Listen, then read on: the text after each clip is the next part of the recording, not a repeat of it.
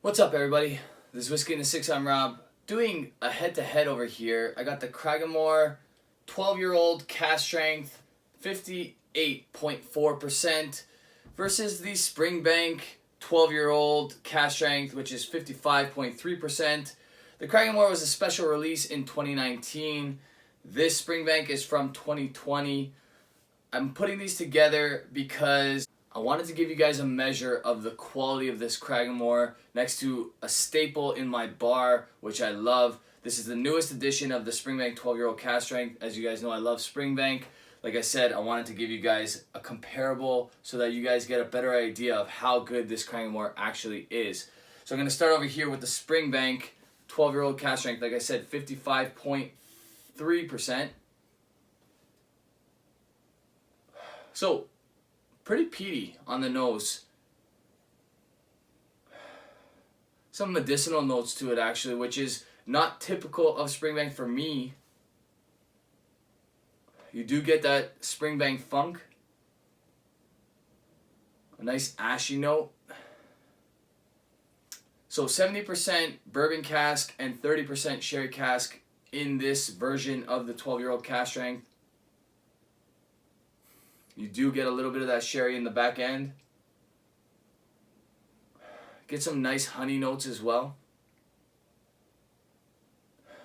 Okay, on the palate.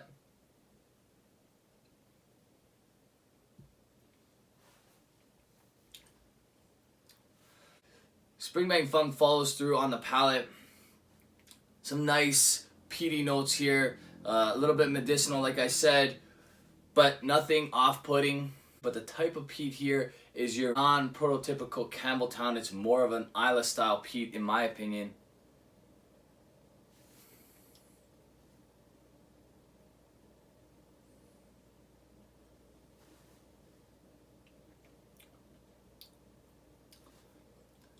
A little bit of a barbecue note there. Sweetness coming from like a honey side. Gonna add a little bit of water to this and then I'm gonna move over to the Cragganmore. So the Cragganmore on the nose, almost like a Kalila style peat on the nose here. Cragganmore is not typically peated as far as I know. I really haven't reviewed too many Cragganmores.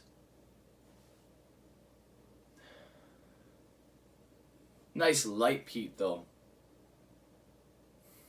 This is all American oak. I'm assuming ex-bourbon casks, but it's refilled. This is definitely more distillery heavy than barrel heavy. Really nice nose. Some light fruit, like maybe apple. Nice light smoke as well. Almost could be mistaken for like a Highland Park smoke. On the palate.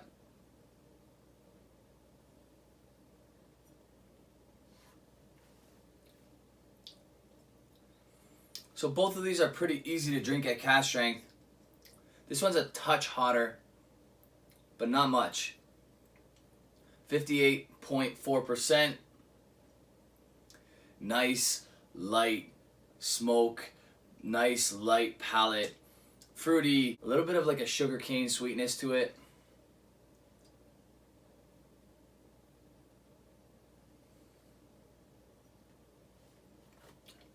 Again, some apple. Not a lot of smoke on the palate. Very, very light. Gonna add a couple drops of water, go back to the Springbank. So with some water, the Campbelltown funk really pops on the nose. It's become a lot more barbecue-like as opposed to medicinal on the nose. Those porridge notes that I really love from Springbank. Really nice. A little bit more honey or maple syrup almost. Almost like a bacon kind of note on it too. On the palate.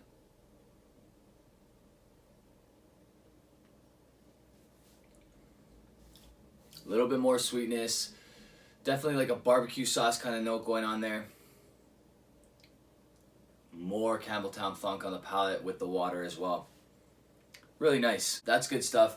I'm going to give this Springbank an 88. It's something that I would definitely have on my bar at all times. It's something that I keep buying because I love it so much. It changes every year. So if you are particular about how your scotch is presented, this one is 70% bourbon cask, 30% sherry cask. There are versions that are 70% sherry, 30% bourbon, and it varies every year. So keep an eye on the mix because maybe that year won't be for you. But like I said, this one's an 88 for me. Really, really good stuff. Yeah, with water, it reminds me of a Kalila, but a little bit lighter in smoke.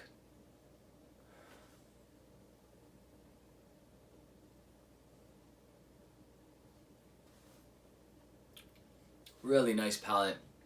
Really nice finish. Definitely better with water for sure. Wow, that's actually really, really good.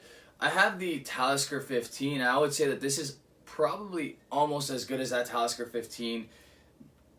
If you like a little bit more smoke, maybe the Talisker is better. Definitely a different style of peat. Reminds me much more of a Kalila as opposed to a Talisker.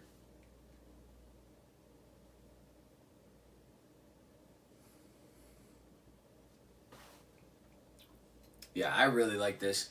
This is an 89 for me. I would definitely buy this again. It's about 150 bucks. The price of the Springbank 12 is awesome. It's usually around $100 Canadian.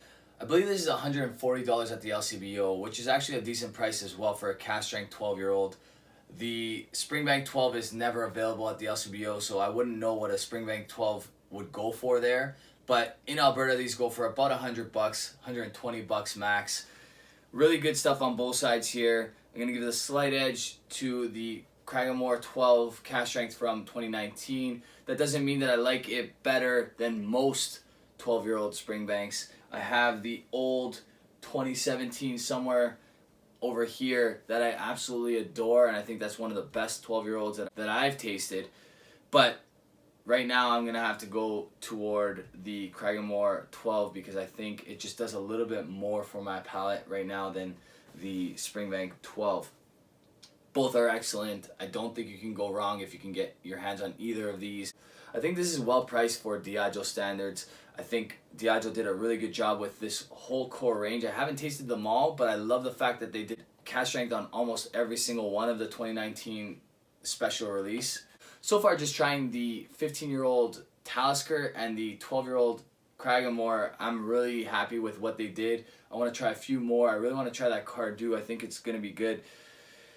Let's hope I can still get my hands on them because they're a limited release. So, again, both of these are excellent.